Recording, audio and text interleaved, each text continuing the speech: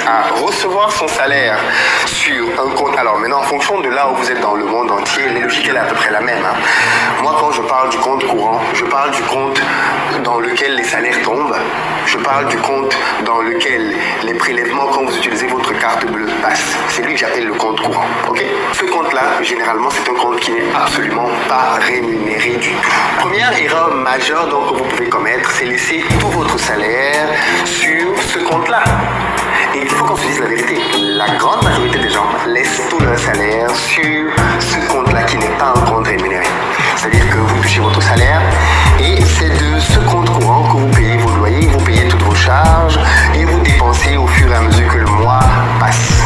Et donc, de fait, vous laissez tout votre argent dans un endroit où il n'est absolument pas rémunéré du tout. C'est une catastrophe. Mais c'est une erreur que nous commettons tous depuis des années. Peut-être parce qu'on peut se dire, oui, mais bon, de toutes les façons, je ne gagne pas grand-chose, je ne vais pas prendre 100 euros, 200 euros, 300 euros et mettre ça dans le livret A ou mettre ça dans un compte, dans un livret rémunéré, ça ne sert à rien, ça ne va rien rapporter, donc je le laisse là dans le compte courant. C'est une erreur monumentale. C'est une erreur parce que littéralement vous perdez de l'argent. Vous perdez de l'argent parce que, ça vous le savez bien, il y a l'inflation qui existe. Et l'inflation veut dire simplement que la valeur de l'argent dans le temps diminue. Si vous laissez donc votre argent uniquement à un endroit où il ne vous rapporte rien du tout, ben en fait vous êtes en train de perdre de l'argent littéralement. Les riches savent qu'il faut placer son argent. On ne laisse jamais de l'argent sur un compte courant. Qu'est-ce qu'il faut donc faire? En réalité, si vous avez une bonne gestion de votre argent, ce que je vous souhaite, vous devez savoir quel est le montant de vos charges et quel est le montant de votre épargne.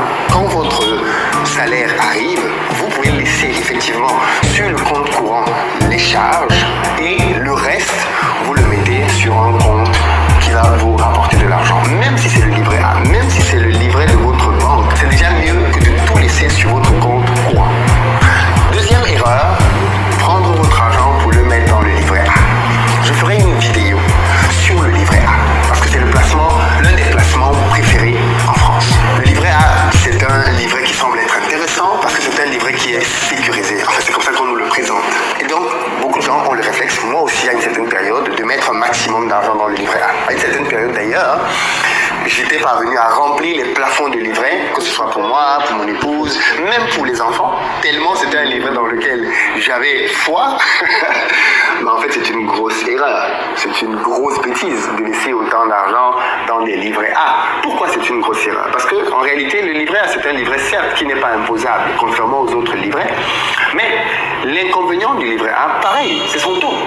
Vous avez un livret A qui vous rapporte à peu près 3% par an, alors même qu'en ce moment même, l'inflation est plutôt autour de 5%. Donc, si le livret A rémunère ton argent à 3% et que l'inflation est de 5%, tu perds déjà 2% de ton argent tous les mois. Pourquoi donc laisser ton argent dans un placement qui te fait perdre de l'argent au motif qu'il est sécurisé et que derrière, tu ne vas pas payer d'impôt sur la plus-value? Mais tu perds déjà de l'argent. Donc, de quoi tu parles? Je préfère, moi, placer mon argent à un endroit où je vais avoir une rentabilité au-dessus des 4-5% et payer des intérêts dessus parce qu'au moins, ça me permet d'être au-dessus de l'inflation. Si tu ne sais pas quels placements peuvent te rapporter ce genre de revenus, je te donne donc rendez-vous pour la formation que je donne ce dimanche. Tu vois qu'elle est importante, n'est-ce pas? Elle va t'aider. Donc, sois avec nous ce dimanche pour apprendre où aller placer ton argent en dehors du livret A. Mais attention, je ne suis pas en train de te dire que tu ne dois rien laisser dans le livret A. Tu peux laisser dans le livret A une partie de ton épargne, comme je l'expliquerai dimanche. Et quelle est la partie de ton épargne que tu dois laisser? Je le développerai davantage. Mais tu dois pouvoir laisser dans ce livret-là, par exemple, une somme que tu veux mobiliser assez rapidement. Pour les personnes qui aiment vraiment faire des calculs, je peux par exemple vous dire que certaines dépenses vont intervenir la deuxième ou la troisième semaine du mois. Plutôt que de laisser cet argent dans le compte courant, place-le sur ton livret A. Tu sais que de toutes les façons, il va travailler là-dedans pendant 2-3 semaines et après je vais le retirer. Par exemple, plutôt que de le laisser là sur le compte courant qui vraiment est la pire solution possible. Troisième erreur, penser que les investissements sont dédiés aux personnes qui ont beaucoup d'argent. Faux. Malheureusement, c'est une idée qui est ancrée dans l'esprit des gens, comme je disais tout à l'heure, de penser que comme je ne gagne pas des 100 et des 1000, je ne peux pas encore investir, je ne peux pas encore apprendre comment placer son argent à gauche, à droite. C'est très faux, les amis, c'est très faux.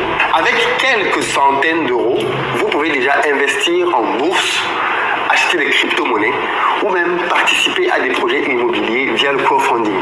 C'est important de réaliser que l'investissement, ce n'est pas une question de gros argent, c'est une question d'habitude. Et parce que vous allez prendre les bonnes habitudes, vous allez vous rendre compte que vous allez pouvoir faire travailler votre argent de manière beaucoup plus intelligente. Quatrième erreur, tout miser sur un seul type d'investissement. Malheureusement, je vois beaucoup trop de personnes aussi commettre cette erreur-là. Une fois qu'ils ont découvert les crypto-monnaies, ils ne jurent que par les crypto-monnaies. Une fois qu'ils ont découvert la bourse, ils ne jurent que par la bourse. Une fois qu'ils ont découvert le private equity, ils ne jurent que par le private equity. C'est une grosse erreur, en réalité, de penser que vous devez, parce que vous avez découvert un filon, mettre tous vos œufs dans ce seul filon. En tout cas, les personnes qui ont beaucoup d'argent ne font pas ça.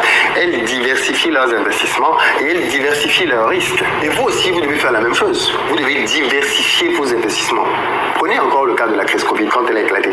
Imaginez les personnes qui avaient misé tout leur argent dans l'économie réelle. Beaucoup ont complètement fermé. D'autres sont parvenus à être résilients dans cette phase-là parce qu'ils avaient d'autres investissements. Ils avaient mis leur argent à d'autres endroits. Et ça leur a bien sauvé la mise, alors même que tous les voisins étaient en train de fermer. Donc ne commettez pas l'erreur de mettre tout votre argent dans un seul investissement. Il faut diversifier ses investissements. Et ça, on le voit dimanche. La cinquième et la dernière, qui est la plus grosse erreur, c'est ne pas investir en soi. Parce qu'en réalité, si quand je parle de SCPI, je parle de